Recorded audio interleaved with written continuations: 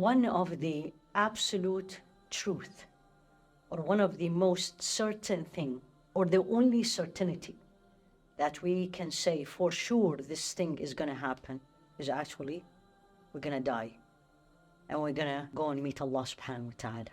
And the Qur'an actually covered death and dying in many angles, from many angles. But one of the powerful verses is when he talked about the moment of death, meaning we are not dead yet, but it is there. And Allah said this in Surah Qaf, وَجَاءَتْ سَكْرَةُ الْمَوْتِ بِالْحَقِّ ذَلِكَ مَا كُنْتَ مِنْهُ تَحِيدٌ.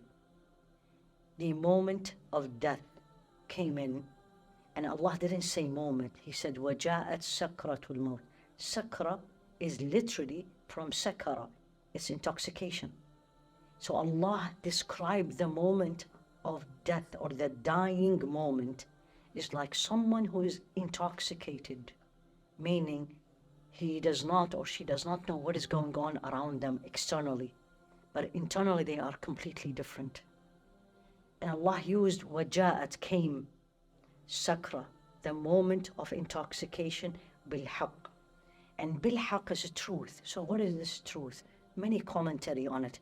Basically, death is here. That moment brought the truth. ذَلِكَ مَا كُنْتَ مِنْهُ تَحِيدٌ. That's what you were, running away, thinking it's not going to happen, thinking somebody else. We see this every single day, but we don't think we will die. But this moment of dying, and some of us may have witnessed this, and you see the person dying, they change. They look at something, you don't know what they are looking. Are they hearing us? Allah knows, but they are still alive. But the last breaths is coming out. وَجَاءَتْ سَكْرَةُ الْمَوْتِ بِالْحَقِّ. Death is true. ذَلِكَ مَا كُنْتَ مِنْهُ تَحِيدٌ. This is what you were running away from. And Allah is very close to us, because before that Allah says, وَنَحْنُ أَقْرَبُ إِلَيْهِ مِنْ حَبْلِ الْوَرِيدِ. We are closer to that human being than the jugular vein. We know everything he does and everything he doesn't, and what he feels and what he doesn't. And Allah knows that, but still we have the angels who are writing everything.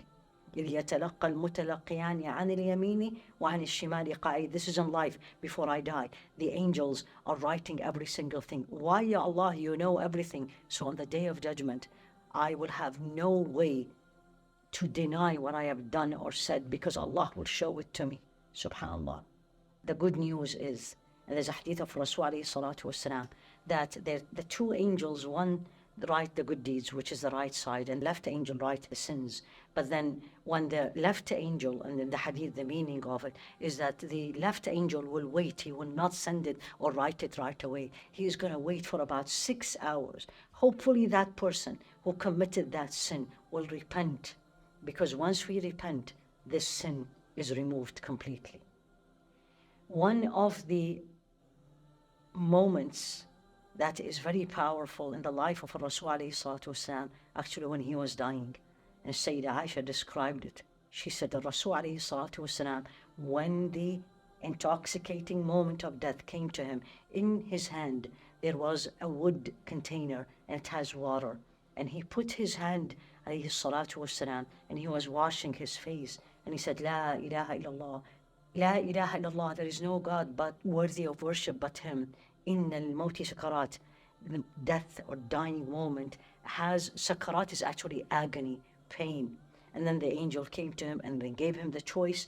Do you want to stay here, or do you want to be with the Rafiq al-A'la, the high companion? And he said, Bal al-Rafiq al-A'la, and he passed. So for you and me, what do I think? What do I need to comprehend? If he, alayhi salatu wasalam, the real servant of Allah, the one who the key, the first one who's going to open Jannah, the one whose all his sins were forgiven, غُفِرَ لَهُ مَا تَقَدَّمَ مِنْ ذَنْبِهِ, all the sins were forgiven, and he felt it, that, what about you and me? Now we will feel it, but in another hadith, the meaning of that when the soul leaves the body, if the soul is leaving the body of the believer, the righteous person, it will leave very quickly and very softly, and the opposite. Allah described also this moment in another verse in the Qur'an, in Surah Al-Waqi'ah, فَلَوْلَا إِذَا بَلَغَتِ الْحُلْقُمْ. when it will reach, it is the soul. Al-hulqum is actually the throat. وَأَنْتُمْ حِينَئِذٍ تَنْظُرُونَ, and you are looking at that dying person, but we don't know what's going on. وَنَحْنُ أَقْرَبُ إِلَيْهِ مِنْكُمْ وَلَكِنْ لَا تُبْصِرُونَ, and we are much closer to him than what you are seeing. These moments should serve to you and me as reminders. Why did Allah put it in the Qur'an? Because He want to remind me that one day I'm going to be living that moment. And the question always have to come to all of us is, are we ready? If this happened this moment, if this happened today, if this happened tomorrow, are we ready to go and meet Allah subhanahu wa ta'ala? It's true. It is for sure happening. I just need to be ready for it. And Allah described it to me in the Qur'an, all over the Qur'an. What does it mean to be ready? الَّذِينَ آمَنُوا وَعَمِلُوا الصَّالِحَاتِ, those who believe and do a good deed. We have nothing to worry about.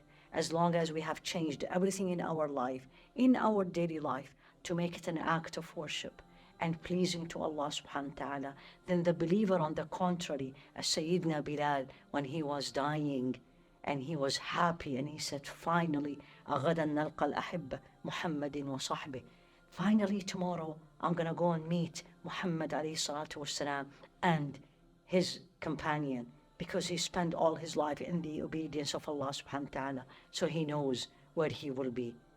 May Allah subhanahu wa ta'ala make us learn this, make us ready for that moment. May Allah make that moment easy for us. May Allah subhanahu wa ta'ala shower His mercy on us and everybody who died. Ya Rabbi Ameen.